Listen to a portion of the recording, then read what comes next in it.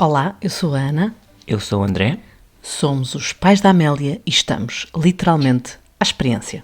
Se há tema que dá pano para mangas e, neste caso, toalhas de mesa, é a alimentação. Da temida introdução alimentar até à capacidade de criar e agradar, passando pelas regras a cumprir a bem da saúde. Há tanto em que pensar até ao momento de chegar à mesa e comer. E mesmo já sentados, continua a haver em que pensar.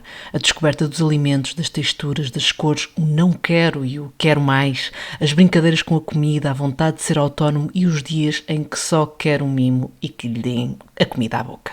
Vamos todos tentando perceber como funciona e íamos confiantes para essa experiência. A Amélia, devo-vos dizer, até foi das que achou piada a conhecer a comida, mas não escondemos. A reação ao ovo tirou-nos um bocadinho do entusiasmo e passámos a ser obcecados por rótulos, por perguntas exageradas e até disparatadas em restaurantes. Nesta aventura de tentar continuar a garantir-lhe o contacto com a diversidade, sem correr riscos, vamos, claro, procurando ajudas e dicas.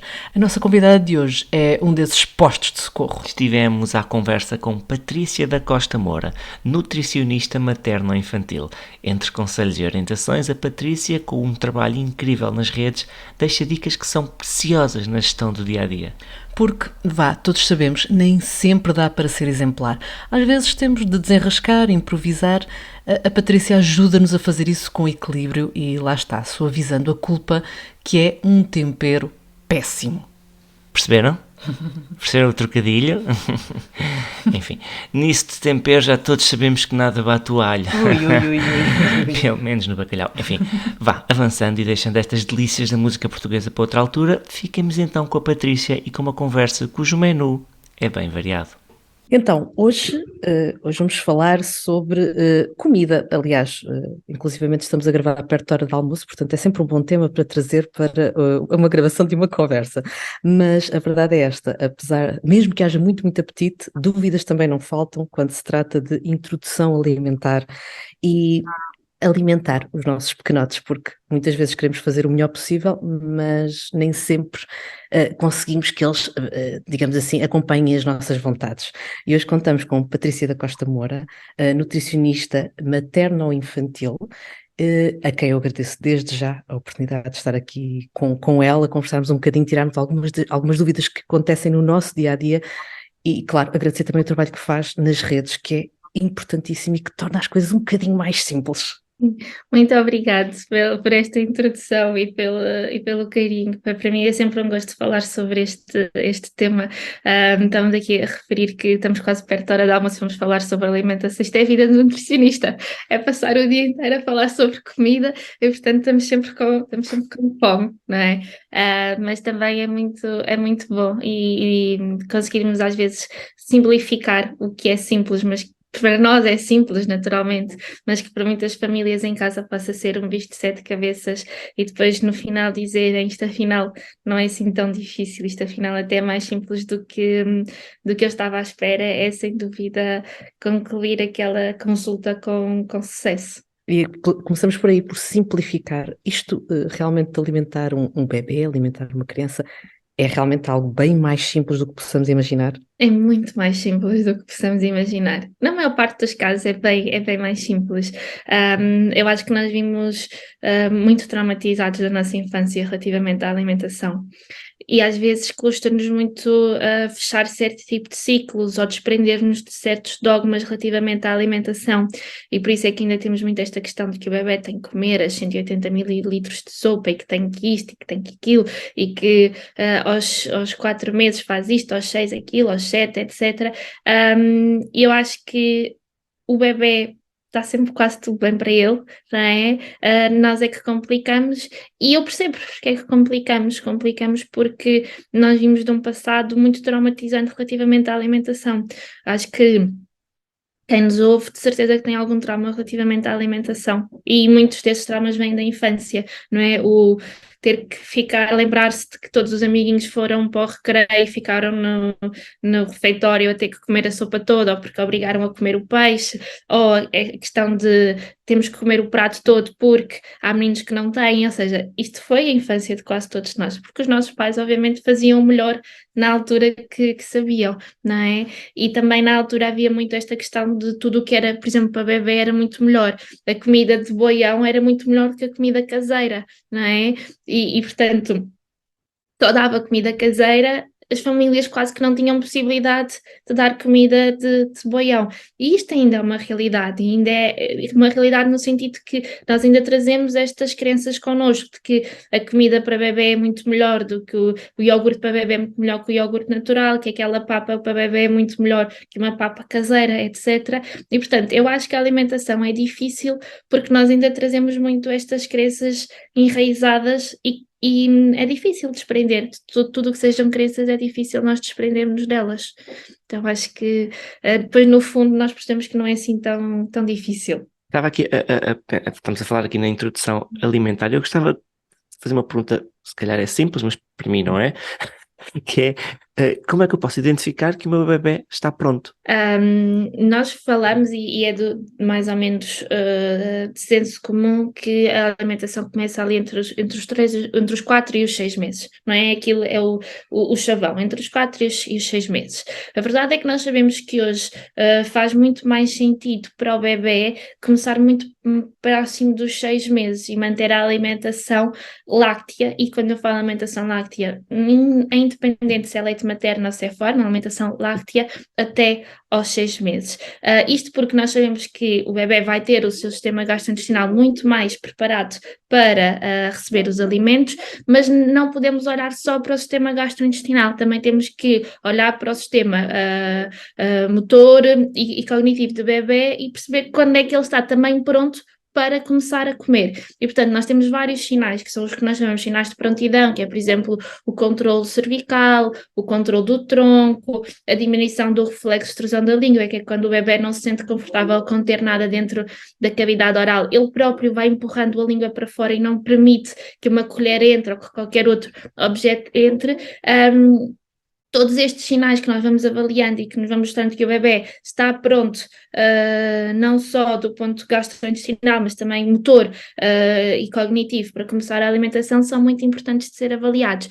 E a verdade é que, embora eu possa começar do ponto gastrointestinal entre os 4 e os 6 meses, eu não vou ter um bebê pronto do ponto de vista motor, com estes sinais de prontidão aos 4. A maior parte é efetivamente só ali perto dos 6 meses. Às vezes pode ser 6 meses e um dia, ou 2 dias, ou uma semana, ou às vezes até há quem já prefira, olha, faltam 4 dias para os 6 meses, mas eu já vejo que o meu bebê está totalmente pronto. Ou seja, isto também não são as 12 badaladas, não é? No dia em que faz os 6 meses tem que começar a comer. Portanto, quando é que o bebê começa a comer? Eu acho que é sempre quando nós sentirmos que ele está pronto. Pode ser aos 5 em ponto, pode ser passado uma semaninha, pode ser uma semaninha antes, pois também depende muito da idade estacional do bebê, porque nós vemos que bebés, por exemplo, com 40 semanas de idade estacional totalmente diferente do bebê que tem, por exemplo, 37, não é? Isto faz muita diferença depois.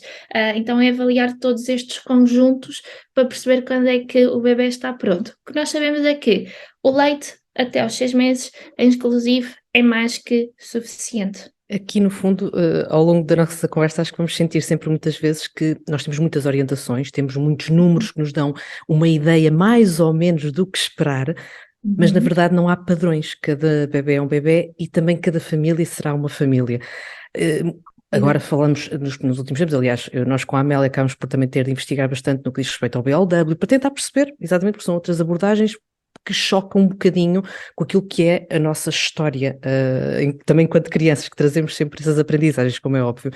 E aqui, Patrícia, a minha pergunta é, nós realmente também temos de ter em conta que há modelos mais adequados a determinados bebés, há modelos mais adequados também a determinadas famílias. Isto não é regra, não é certo ou errado, é preciso um equilíbrio. E, sem dúvida. Eu, pessoalmente, não gosto muito de estereotipar, ou seja, não gosto muito que se diga faço BLW ou faço tradicional, ou não, não podes fazer BLW porque estás a dar sopa. Eu não gosto nada de estereotipar a alimentação.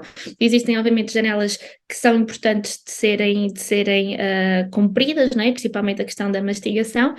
Agora, nem todos os bebés vão começar aos 6 meses a comer os alimentos inteiros e está tudo bem, não é?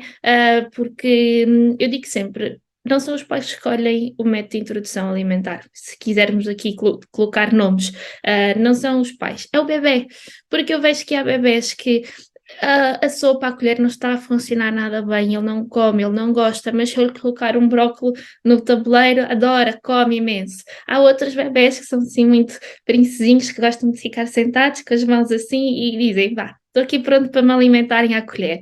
Então, cada bebê é um bebê. Às vezes também depende do cuidador que fica com ele, porque a avó não se sente confortável em dar os alimentos inteiros. Então dá a sopa, mas quando está a mãe e o pai, dão os alimentos inteiros. Se tiver só a mãe ou se tiver só o pai, pela logística, não se sentem confortáveis em dar o alimento inteiro, ou porque vai para a creche. Ou seja, existem aqui tantas situações que têm que ser avaliadas e ponderadas família a família, caso a caso, que é impossível dizer qual é que é o melhor ou se efetivamente há um método melhor que outro. Eu gostava de seguir aqui por um caminho que é não tanto da parte física, mas da parte psicológica. Quase como é que eu posso criar uma boa ligação, uma amizade com a comida, que a Amélia olhe para ela e diga, ok, eu gosto disto tudo, eu quero. Como é que se pode dar alguma forma de criar esta ligação? Primeiro, os momentos de refeição têm que ser momentos divertidos.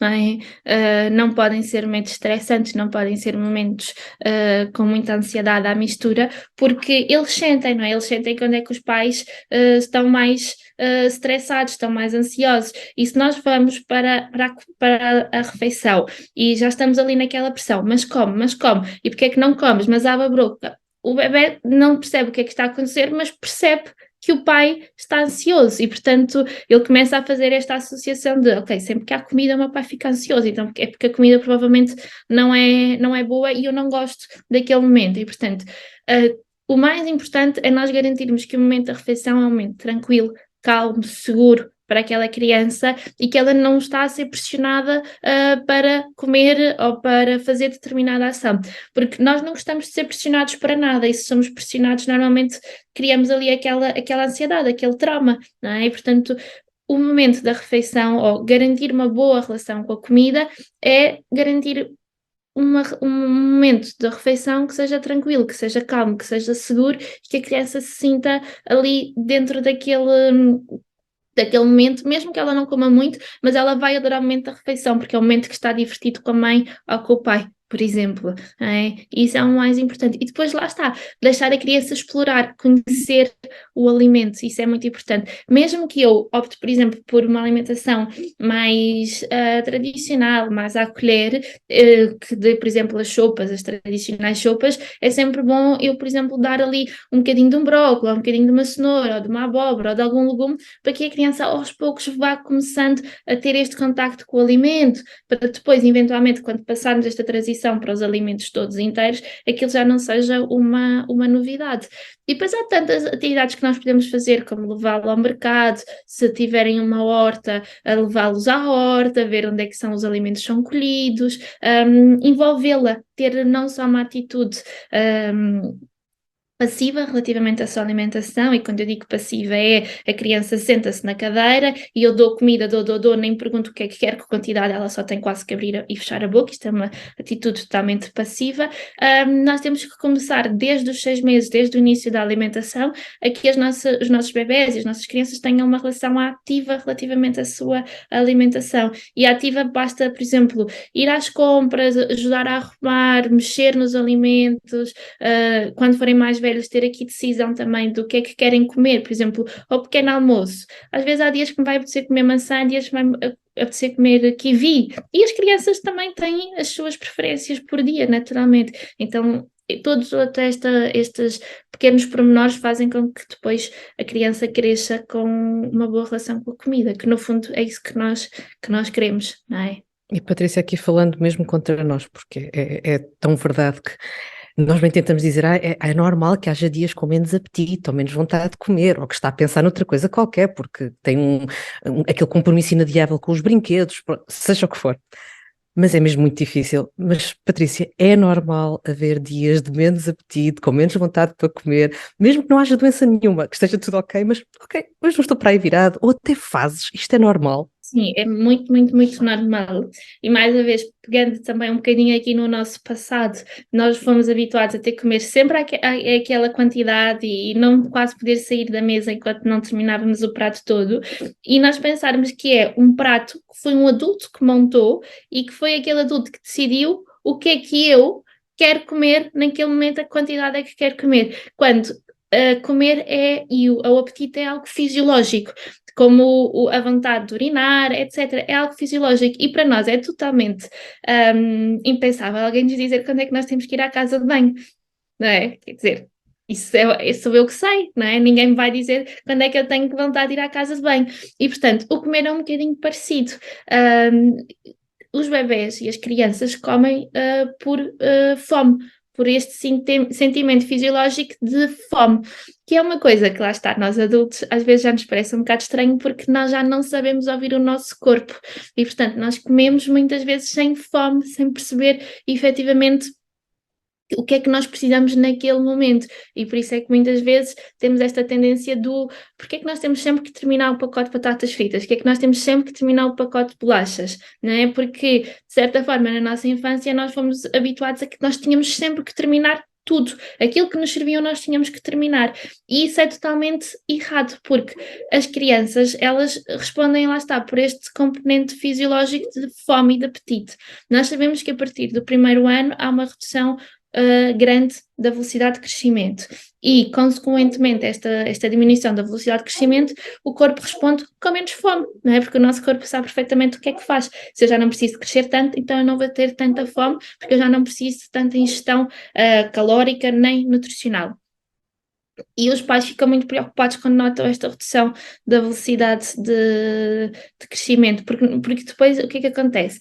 A criança responde fisiologicamente à diminuição de crescimento com menos apetite, e os pais veem que ela está com menos apetite e está a crescer menos, a ganhar menos peso nas consultas, né? E depois acham, não, mas ela está a ganhar menos peso porque ela deixou de comer, quando é exatamente o oposto, ela está a comer menos porque ela não está a crescer a uma velocidade tão elevada como até então.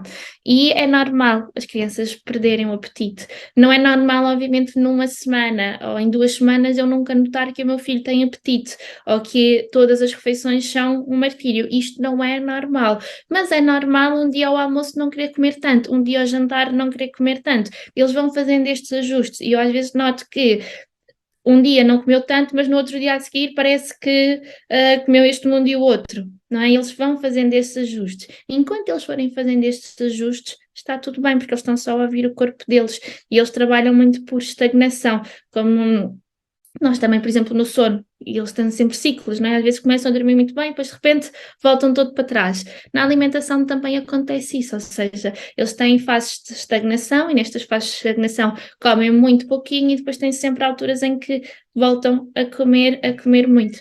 E por isso é que é tão importante nós sabermos o que é que esperar de cada fase, porque assim eu já está tudo bem com eles, eu já consigo perceber e vou viver aquela fase de forma muito mais tranquila do que se não saber o que é expectável para cada etapa do crescimento, no fundo.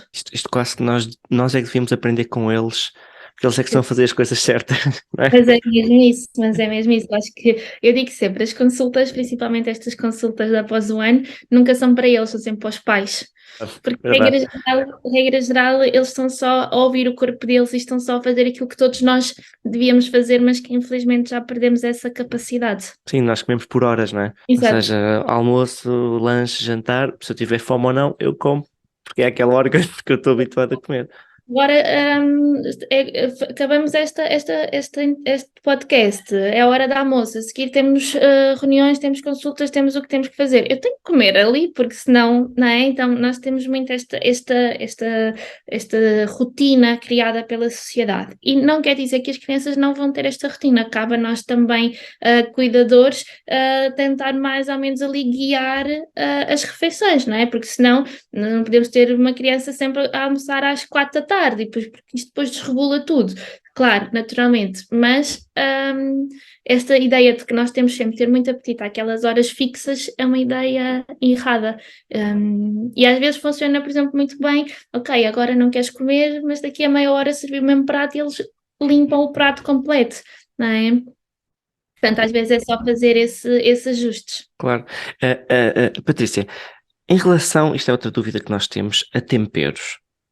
É importante que os temperos façam parte da experiência das crianças? É assim, os temperos, para além de terem propriedades muito nutritivas, eles vão ajudar a que as refeições fiquem um bocadinho mais saborosas, não é? Portanto, não diria que são obrigatórios, mas que acho que são uma mais-valia e que ajudam a realçar o sabor natural dos alimentos. Portanto, eu acho que é sempre bom nós utilizarmos. Ao contrário do sal, que o sal não realça o sabor dos alimentos, o sal disfarça o sabor dos alimentos. As ervas aromáticas e as especiarias não, ajudam a realçar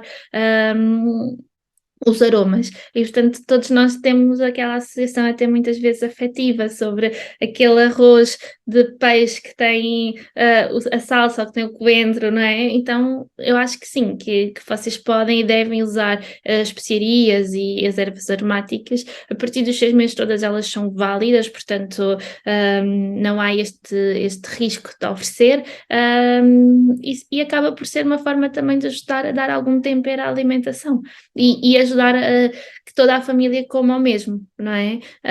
Porque depois nós queremos reduzir o sal, a maior parte dos pais que estão em introdução alimentar depois chegam também a uma altura que eles, coitados próprios, também já não deixaram de introduzir sal, quando dão por eles o sal também já deixou de existir lá em casa, e as ervas aromáticas são boas estratégias para melhorar aqui alguns pratos, para também não estarmos sempre a comer o mesmo, ou não parecer que tudo tem o mesmo sabor. E outro desafio ao qual nós erradamente às vezes também conferimos alguma ligação emocional, quanto mais não seja pela ideia da recompensa, doces. Doces. Como é que se gera esta gaveta que nós sabemos que vai aparecer, nem que seja na festa de aniversário, que vai frequentar, e que quando nós demos por nós já está um pacotinho nas mãos, por isso eles vão contactar, eles vão descobri-la. Como é que nós devemos gerir este contacto? E assim, idealmente, o açúcar ele não é introduzido até aos 2 anos de idade, não é? Claro que nós depois podemos dizer, ok, mas mesmo depois dos 2 anos o açúcar não faz falta nenhuma. Concordo a 100%, não faz, não é? Mas nós não vivemos fechados numa bolha e, portanto, eventualmente vai haver alguma situação em que os pais vão ser confrontados com a presença do açúcar. O que é que normalmente eu digo? Isto vai depender sempre muito de família para família e daquilo que são os seus valores relativamente à alimentação e aquilo que eles obviamente querem também transmitir para os filhos. O meu conselho é que nunca tenham em casa, porque se eu tiver em casa e se for algo que a criança vá apercebendo que está na gaveta, vai acabar por invariavelmente haver um consumo quase diário, que é isso que nós queremos evitar. Depois, vão de férias, vão jantar fora, vão almoçar fora, vão a um buffet, querem, por exemplo, vão buscar à escola à sexta à tarde, está um ótimo dia, vão ao parque ou vão à praia e faz sentido comprarem um gelado para comer. Isso eu não vejo, obviamente, mal nenhum. O que é que eu normalmente aconselho é, se a criança não quiser, se a criança estiver nem aí para experimentar, também não insistam, não vamos andar atrás, mas come só um bocadinho de gelado, mas experimente. Não vamos fazer isto. Dizendo, eu estou a comer um gelado, tenho uma criança ao meu lado, já tem 2 anos, já tem mais de 2 anos. Ela pergunta, o que é que estás a comer? Eu digo, estou a comer um gelado, queres um bocadinho? E pronto, e vamos gerindo assim mais ou menos esta situação. Às vezes elas experimentam, dão ali um toquezinho com os lábios e depois vão à vidinha delas, não é? E lá está, é não proibir e não dizer, não podes comer este gelado porque tem e depois ele também não percebe, então se eu não posso comer, porque é que tu estás a comer? É fazer um bocadinho esta naturalidade também, e isto é o mais difícil, é eu gerir estes alimentos com naturalidade, tal como eu digo, se queres uma banana, ou se queres um brócolis, ou se queres um iogurte, ou o que seja, não é? É gerir com naturalidade, senão a criança depois também vai perceber que há ali muito ênfase àquele alimento, é porque ele deve ser bom. Então, Muitas das vezes ou é um prémio ou é algo proibido, não é? Nunca é o meio termo, nunca é um produto normal. Ou é uma meio coisa que, não podes comer, ou então toma, gafe. É verdade. o meio termo é muito difícil de Sim, encontrar e é um equilíbrio que eu acho mesmo difícil, e por isso é que eu digo que cada família tem que encontrar aquilo que fizer mais sentido para eles. sem dúvida. Uma das coisas que nós já falámos nisto várias vezes nos nossos episódios, que em momentos de crise da Amélia, o nosso SOS é pão. Nós resolvemos alguns dos problemas dela com o pão. Esquecendo aqui esta parte do pão, o que é que diria que vale mais ter por perto nesta situação do SOS para lhes darmos? O que é que seria um bom produto para lhes dar? Sim, depende muito do contexto, não é? E também da própria criança. Mas, por exemplo, fruta é sempre uma boa opção. Por exemplo, o pão também não precisa de ser um bicho de sete cabeças. Nós, se for um pão simples, um pão de qualidade, eu posso perfeitamente oferecer, antes dos 12 meses, temos efetivamente a questão do sal, não é? Um, que não convém ser introduzido, mas depois acho que possa estar incluído na alimentação de forma totalmente saudável e sem que isso seja um problema. Hoje em dia nós também temos vários snacks que são mais simples, que só têm, por exemplo, mesmo milho na sua composição, que também podem ser utilizados para esses casos de SOS.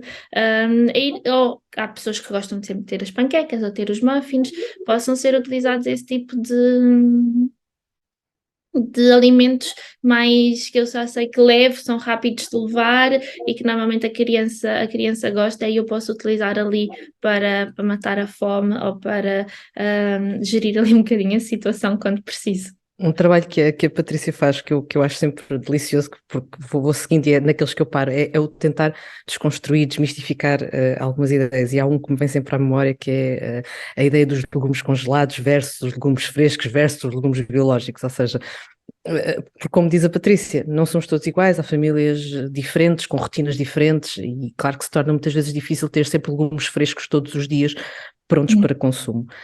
Este é um dos que me vem à memória, mas também me recordo, por exemplo, dos boiões.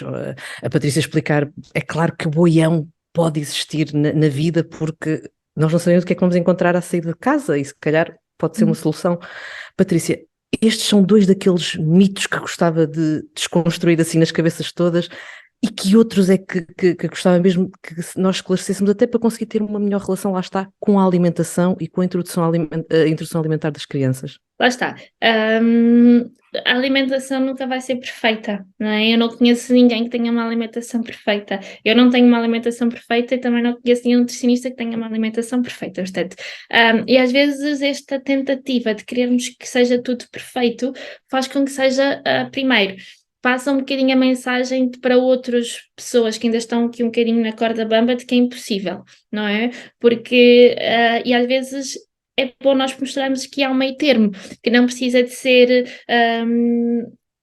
um tradicional com a papa de embalagem amarela para um BLW que não pode haver sopas. Há um intermédio que não pode, não, que a fruta, obviamente que é bom e que é importante que seja inteira, mas que as chaquetas são a pior coisa que existe à face da terra. Ou seja, nós temos que encontrar aqui este equilíbrio e depois cada família vai perceber o que é que faz sentido. Por exemplo, há muitas famílias que vão, por exemplo, de férias, têm um bebé de 6 meses ou de 7 meses que vão de férias para países que eu sei que no supermercado não vai haver lá nada, que o hotel, às vezes a comida também pode ser um bocadinho mais duvidosa, que a criança ainda não tem uma alimentação bem estabelecida. Então, se calhar, aqueles boiões que não tenham aditivos, que não tenham sal adicionado, que não tenham amidos ou outro tipo de farinhas que não sejam interessantes e que eu consiga escolher uma lista de ingredientes muito simples, possam fazer sentido neste caso. Por exemplo, há famílias que têm, por exemplo, os avós ou têm a horta que todos os dias o bebê come os legumes biológicos quase colhidos pelos avós de manhã. Ótimo, perfeito, isso seria a situação ideal para todos, mas não é. Então, entre comer legumes biológicos, ou aliás, entre comer legumes congelados e não comer de todo, 1000 vezes comer os congelados, não é? Então depois cada pessoa adapta um bocadinho àquilo que é a sua realidade. Ou, por exemplo, os biológicos são caríssimos, nós sabemos disso, não é?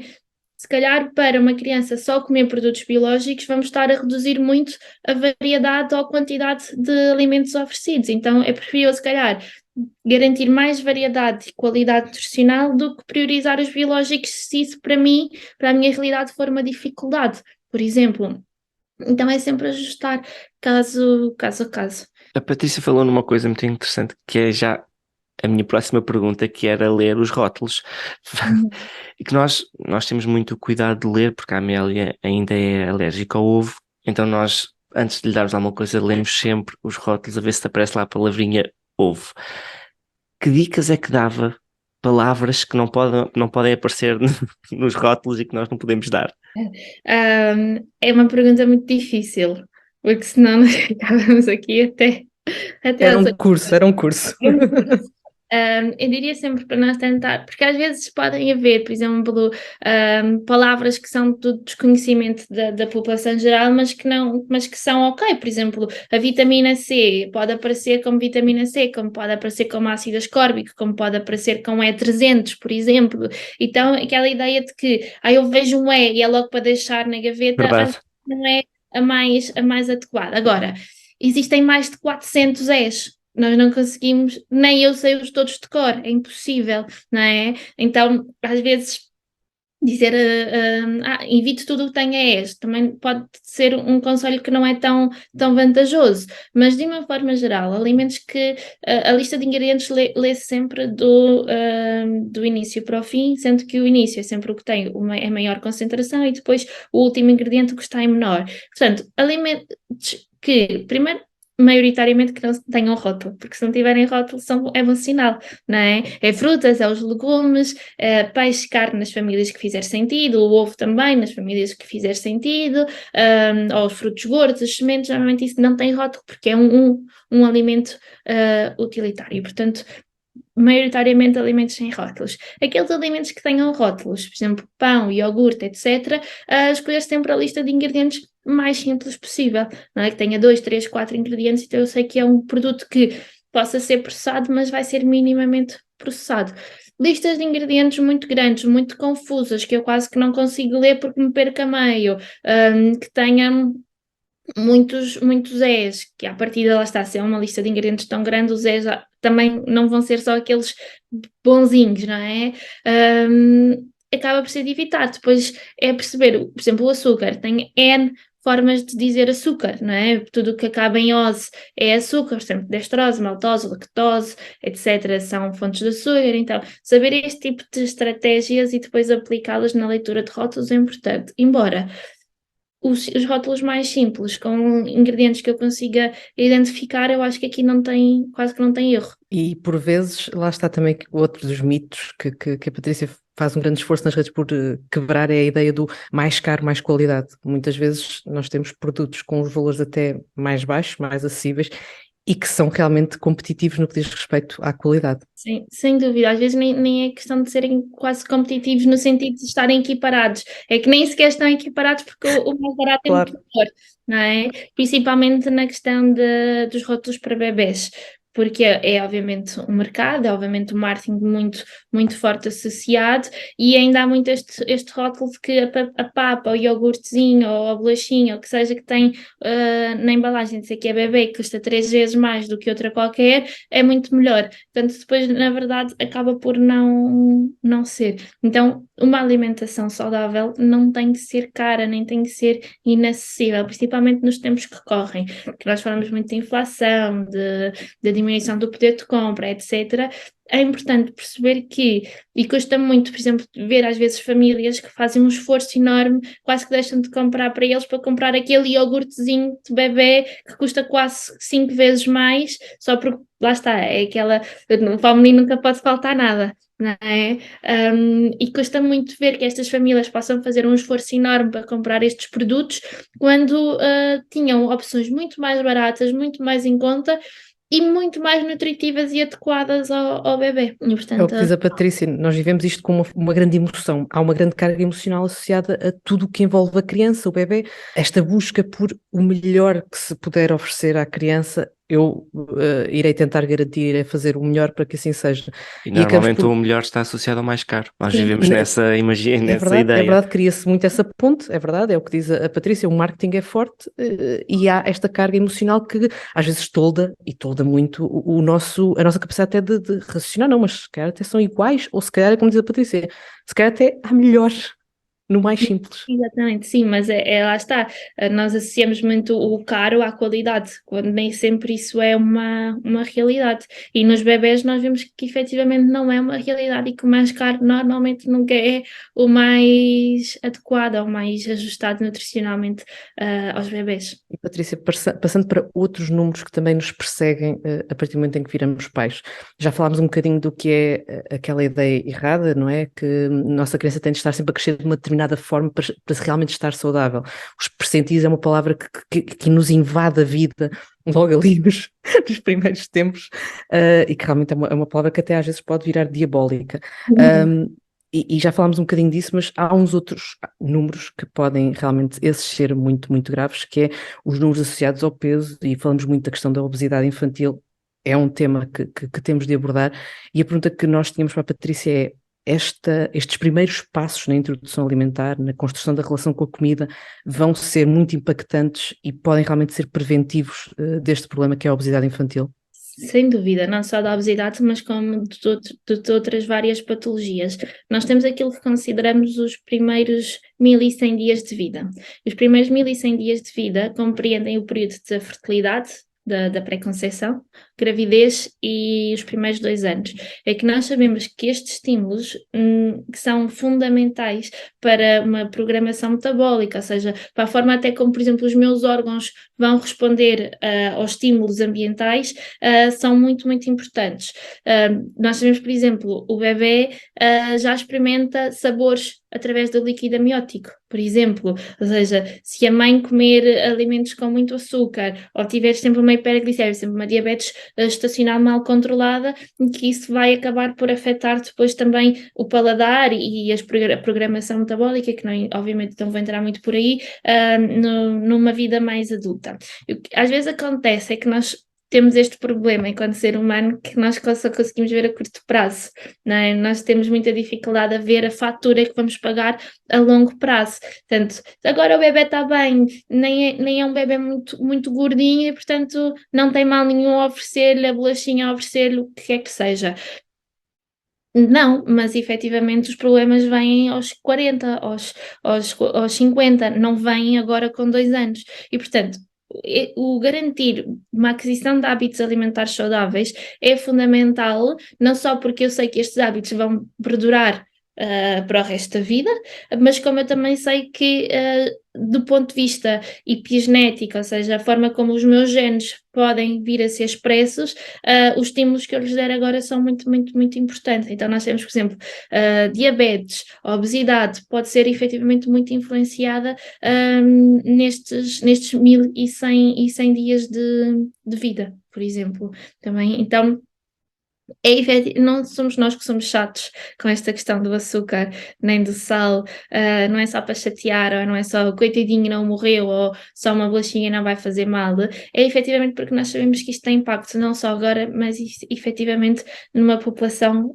mais adulta, ou seja, eu quero ter filhos que sejam saudáveis aos 2 anos, mas também sejam saudáveis aos 50 anos, não é? E o que nós vemos hoje em dia é problemas que antigamente eram só de idades mais avançadas, como diabetes, colesterol, hipertensão, etc., começam a estar numa faixa etária cada vez mais nova. Aos 20 anos nós já temos pessoas a tomar medicação para o colesterol, a tomar medicação para a hipertensão, por exemplo, para a diabetes, idem. Portanto, os estímulos que nós dermos agora vão ser muito, muito importantes para o futuro. E, no fundo, é as melhores ferramentas que eu posso dar ao meu filho neste momento. Uma boa alimentação é a melhor ferramenta que eu posso dar, o melhor investimento, mais do que o berço XPTO, mais do que o carrinho XPTO, a alimentação é a melhor ferramenta para que ele possa ser um adulto saudável e a todos os níveis, não só a nível físico, mas também a nível cognitivo, por aí fora.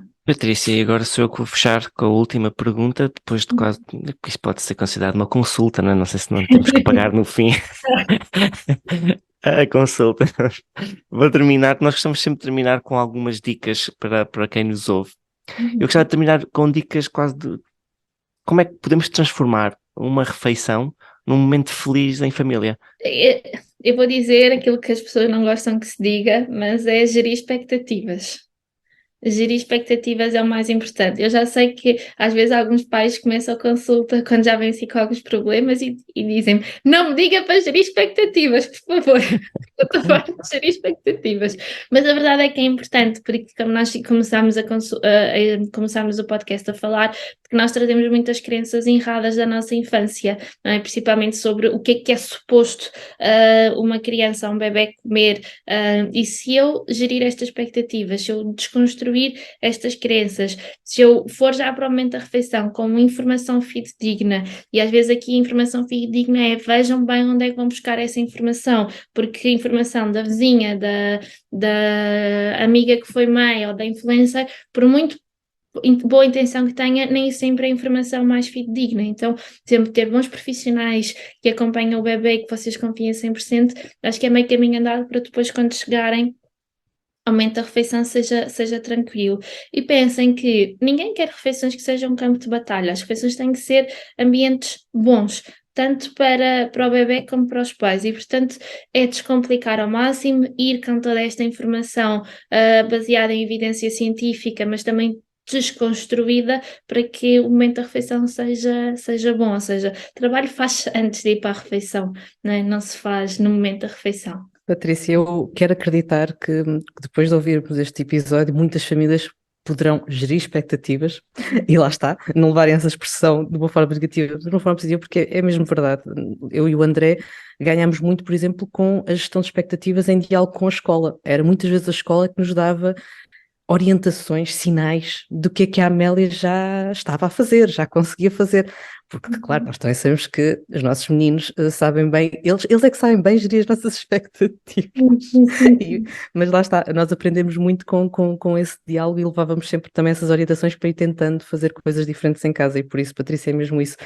Pode custar muito, mas às vezes temos de baixar a guarda e perceber os sinais que vêm do outro lado, e no caos do dia-a-dia nem sempre acontece, mas é ingrediente de sucesso. Sim, sem dúvida. Para tudo, não é só para a alimentação, é para tudo, não é? Patrícia, só posso, como disse o André, foi uma consulta das boas, e por isso só posso ficar muito, muito grata por esta oportunidade. Obrigada, Bel, pelo convite mais uma vez. Muito obrigado. Patrícia, obrigada. Até à próxima. Obrigada.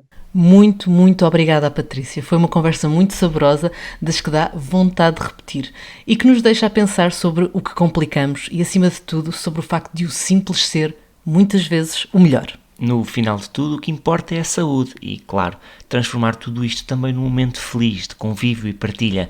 Por cá, até a elaboração das refeições são momentos de convívios e partilha, é verdade. Há momentos mais felizes do que outros, claro, mas sempre muito participados. Sim, sim. Aqui em casa, cozinhar, estender a roupa, organizar a roupa, arrumar coisas no frigorífico, tudo são momentos em família e em que a Amélia gosta bastante de participar. Trabalha, filha, trabalha. Trabalha e deixa de trabalhar. Por vezes é complicado. Por exemplo, há uns dias achou que devia ajudar a temperar a carne e temperou, enquanto ia cheirando tudo e levando limão à boca. Antes disso, lavou as folhas de alface, os espinafres. Queres saber? E adorou limão. Não foi como aqueles vídeos do YouTube em que nós gozamos com crianças a sofrer. Não, não. Ela gostou, riu-se. Enfim, é a Amélia. Ela lá fica connosco a descascar cada legume e a fazer perguntas. Muitas perguntas. Muitas delas que só podem pressupor um Pois, dá-lhe a complexidade do raciocínio. Parece que ainda ontem tinha de correr entre as curtas cestas dela para conseguir fazer sopas fresquinhas todos os dias. E hoje já aqui estamos, com uma miúda que já sabe que ama pizza e gelado, que come sempre fruta, às vezes a dobrar, e que sim, valoriza um chocolate, embora ame comer folhas de alface como quem está a comer pipocas. Perante tudo isto, querem saber como chegámos até aqui? Como conseguimos, apesar de toda a falta de jeito? Fácil. É só passarem pelos antigos episódios na primeira temporada. Está lá tudo. Contamos tudo sem vergonha. Pensando bem, se calhar até devíamos ter... mas pronto, não interessa. Já vamos tarde para isso. Não penses muito nisso. Não vale a pena. Não vale mesmo. Ou melhor, tenta pensar que quem nos ouve já sabe qual o nível de expectativa a manter. Isso é bom? Pelo menos há quem continua a ouvir. Eu não gostei nem do teu silêncio, nem da tua hesitação em responder. Bah, avançando, não vamos pensar nisso, que senão ainda perdemos mais ouvintes. Ou seja, quem vem, quem fica e quem repete, corajosos, já sabe que somos apenas uns autênticos e bem giros pais à experiência.